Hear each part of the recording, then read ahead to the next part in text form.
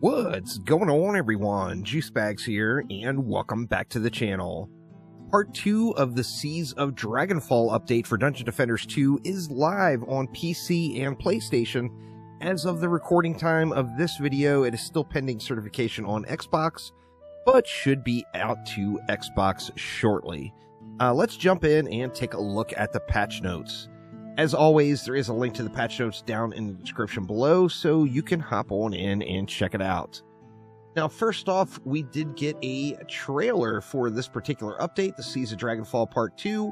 Not going to include that on this video, but it will be in the patch notes for anyone that wants to watch it. Now, the highlight of this one is definitely the Coral Reef Town map. It's a new map to the game, and I gotta tell you, it's a super fun farm map.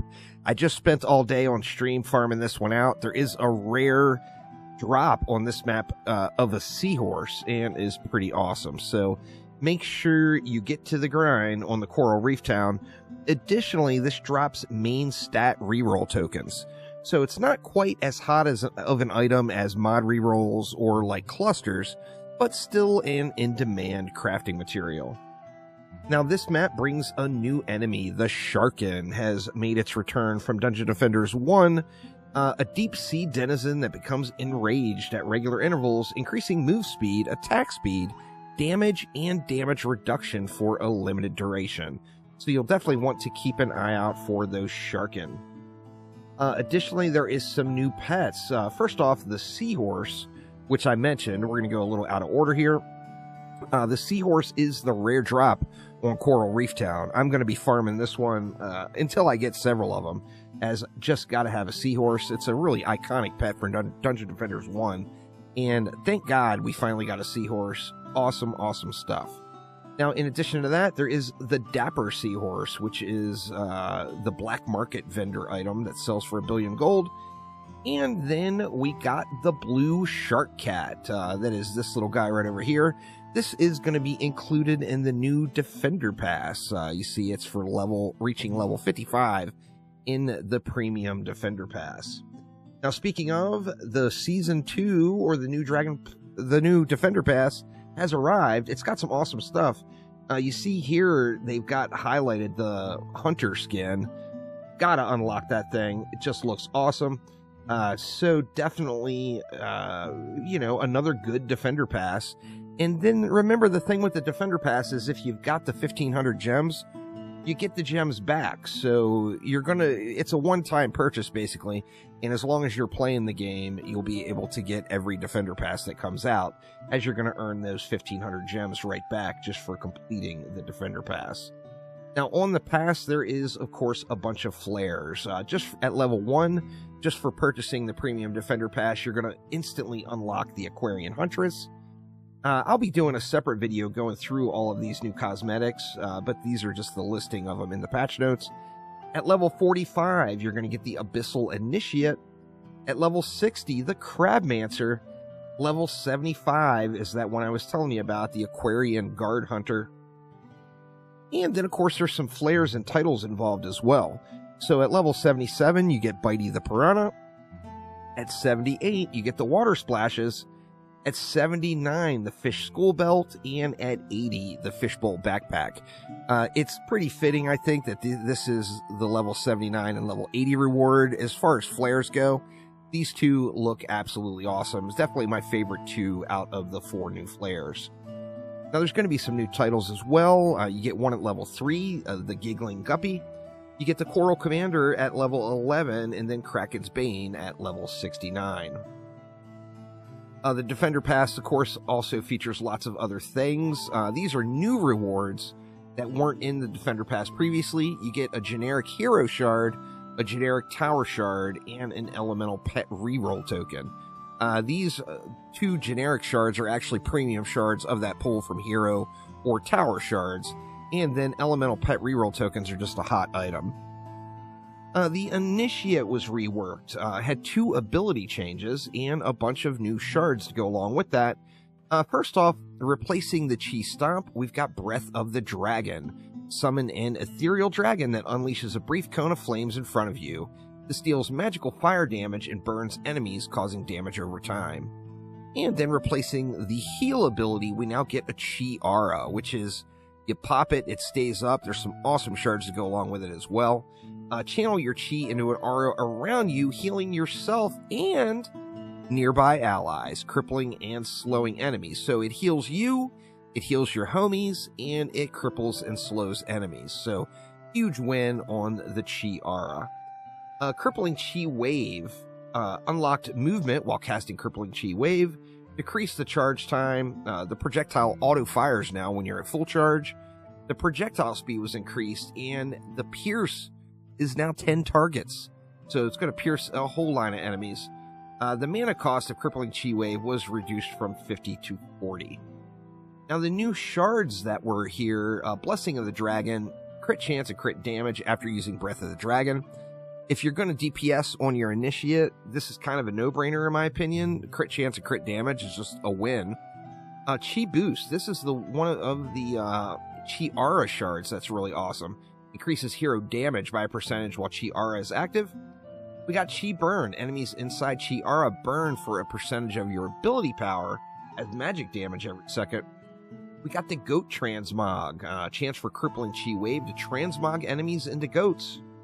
Crippling Strikes. This one goes hand in hand with a Survival Initiate Tower Booster. You're going to want to use this shard.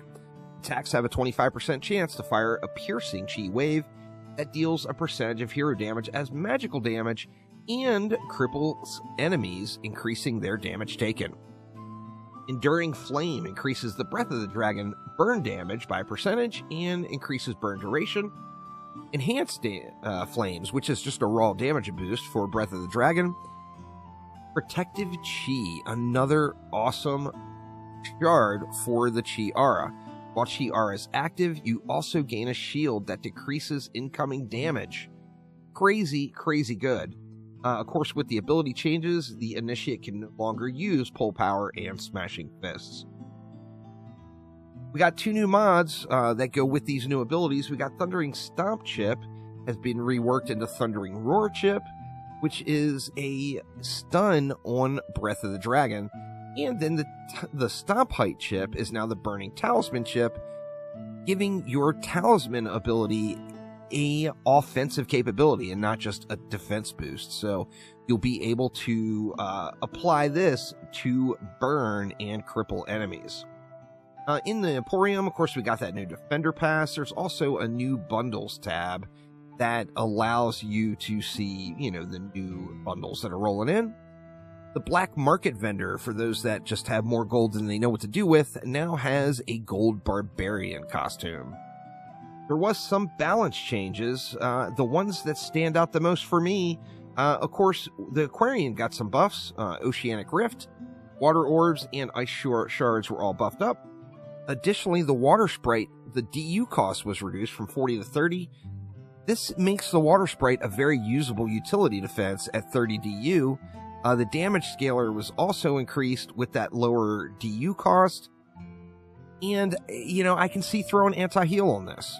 You know, you could definitely get some utility out of your Water Sprites, no doubt. Ballistas, oh yeah. Ballistas now pierce terrain. Now, remember when you had ballistas firing and they would clip on that wall and you'd get a bunch of ballistas stuck in the wall? That is what this is referring to. So it doesn't allow the ballista to shoot through walls, as it still needs line of sight to target any enemies. However, it will no longer clip on a wall. So if it can shoot at an enemy, that projectile is going to hit that enemy. So ballistas have been incredibly good always, just got a little bit better. In addition to that, the damage fall off from ballista projectiles piercing was removed and actually buffed. So before, instead of losing 5% damage per enemy that it goes through, it's now gaining 5% damage. So if you got a line of enemies and your ballista goes through, the enemy at the back of the pack is going to be getting a nice damage buff right on top. The Skeletal Ramster. We tried these out in the new map on stream today. I'll be doing a video running through them too, but they were crazy good.